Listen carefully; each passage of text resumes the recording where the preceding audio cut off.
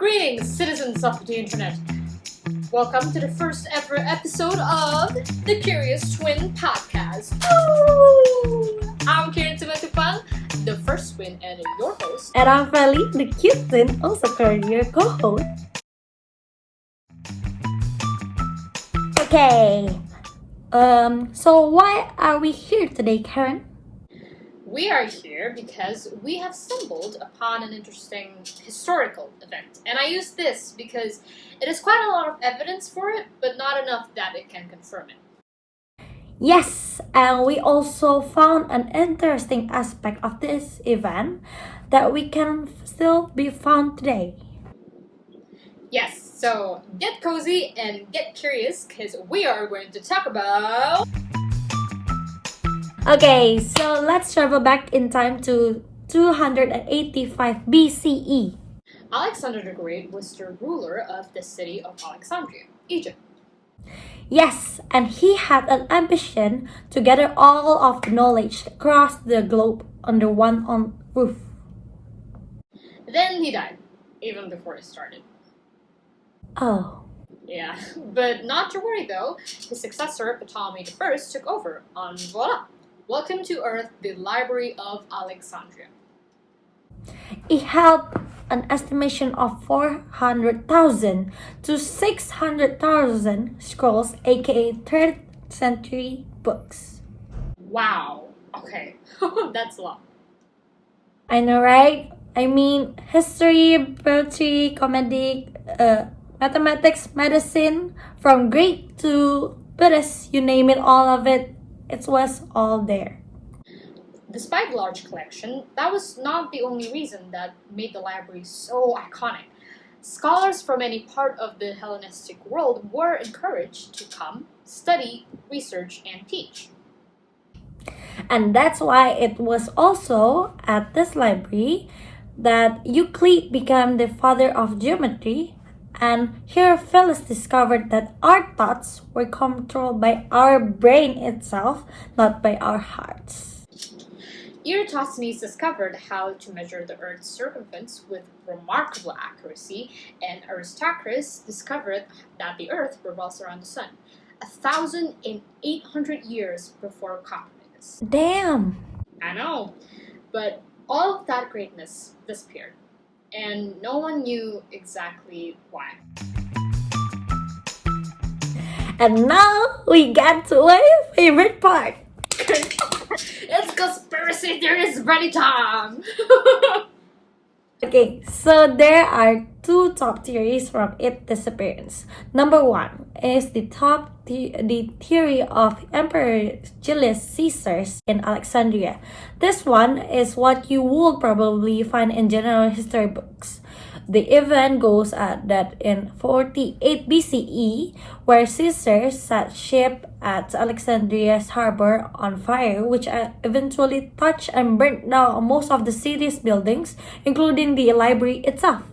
But get this, even after the year that year, there were numerous writings by scholars who claimed they went and studied at the library. Oh, okay.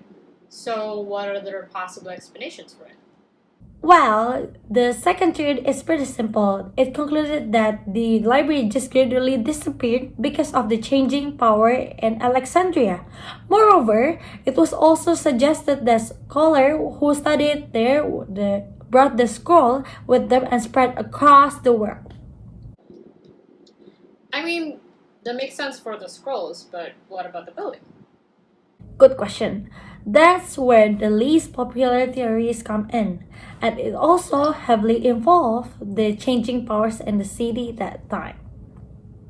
They transformed to a Christian society, right?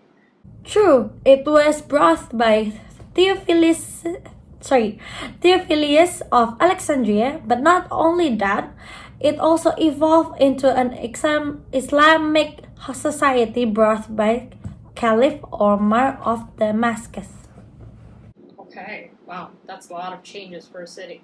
Definitely, and one of the theories, and probably one of the most known involving these new powers, is that the library was burned down by Christian zealots.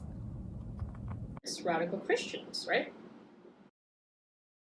Spot on! The local Archbishop Cyril commanded zealot monks to eradicate what they called at that time as pagan temples. But the theory is more complex, so for any of the viewers who want to know the complete story, we'll leave all our resources in the description box below. Okay, let's back to the theory. Long story short, one of the monks who was killed by the city's prefect, Orestes, who was also a Christian, but the blame was put on the library's head scholar and the last member, which is Hypatia. They blame her for influencing Orestes with pagan ideas. So at 485, 8050. so at 415 BCE, she was brutally murdered by the zealots monk and the library was also destroyed. That's a lot. Like, a lot. Yeah. And I remember there was also a TED Ed video too about this theory, and I remember there's this one line the narrative said that completely like fascinated me, and it was that the motive for destroying the library is the fear of knowledge. And I went like, whoa, okay, because I suddenly had like this epiphany about the stress we've been having lately about school. Which one? There's a list. I mean, I suffered a lot, bro. You need to give me a clue. Sorry. Well, okay. You remember when we had to fill in a school survey? I think it was called well-being check. Yeah, that one. Yeah, I remember that. I don't know if they actually use that inside though. Shady. Okay. Regardless, though. Regardless, there's this one question, and it asked if we thought online schooling was effective. We felt like we were just being molded to become the next corporate slave, right? I mean, yeah, probably not that exact sentence, but something like that. Yeah, I remember. So, what's the connection itself? But before we continue, disclaimer. There are many kinds of education systems across history, but for this video in particular, I'm just going to discuss those that have influenced Indonesia's most recent education system, because that's where me and Fali are currently studying now. Alright, so the Indonesian education system uses the 20th century education model, and this model was influenced by the current situation at the time. And at that time, it was the second wave of the Industrial Revolution. See where I'm going here? Wait, I think I have a guess. Okay. The revolution was so influential in every area that in America, there was this one term about school that was trending. It was on topic. Wait, what is it? The term was factory model school. Yikes. I know. If that isn't obvious enough, I don't know what is, but we're going to continue anyway. So, I'm just going to give a brief explanation of what factory model school is. Again, if any of the viewers want a deeper read, we'll leave all of our resources in the description box below. Okay, so in a nutshell, the factory school model consists of 4 fundamental elements. First, students are classed by age. Second, students study with a unified curriculum. Usually it's national curriculum. And third, classes are marked by bells. And lastly, state school attendance become enforced for the very first time. All of this was for the purpose of conditioning a workforce environment within the school, which basically is just going by the rules and serving and saying yes to your authorities. Okay, so it's like the living practice of what we just learned in sociology? Yes, so true. The correspondence principle suggested by neo-Marxists. Okay, so no, the important question is, so what does that have to do with the fear of knowledge itself? Well, from the fundamental elements I just mentioned, you probably already have identified that there's this one recurring pattern if we see each of the elements. Come on, I know you know. Let me guess. Get it right? Correct. And you just want a trip to Bali. Hello, dear. Okay, back to our topic. Yes, unified. And it was unified in what subjects we study, how we studied, how we are rated by it.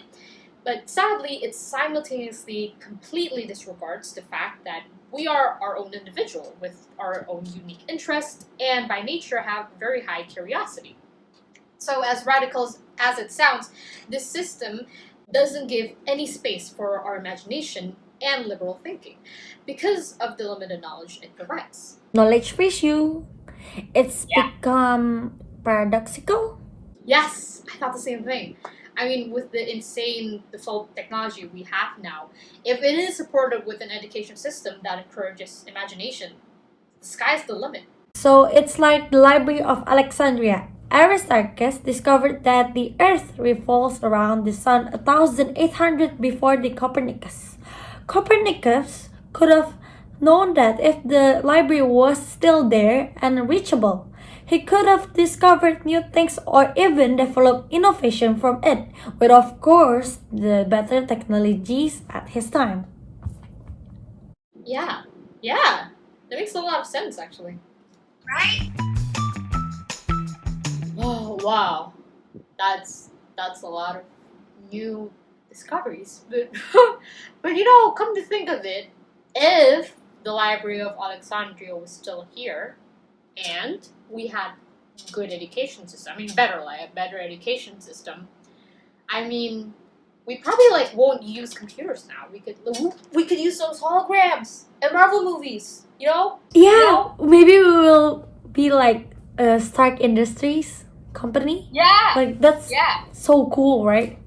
But to end this on a good note, to end the video Vodcast on a good note, I mean, yes, our education system is not completely developed now, and it still has its limitation. But like we just said, we have insane developed technologies now that we can use to our advantage. I mean, we can learn from it. I mean, just like by preparing this video, we don't use our textbooks, but we use our computers, our iPads, our phones, the internet. Yeah, and we can use that to our advantage. We can learn more from that. Yeah, just don't stop learning, guys. Just stay curious, like us. Stay curious. Stay curious. Yeah, stay curious. Yeah, and like a random YouTube comment we found by whose name? Jasmine Chainong. Just like Jasmine China said, be a part of the system, but not be tamed by the system. Yes. Stay positive. Stay curious, like us. Curious twins. Okay, that's all for today. Bye bye. Bye bye.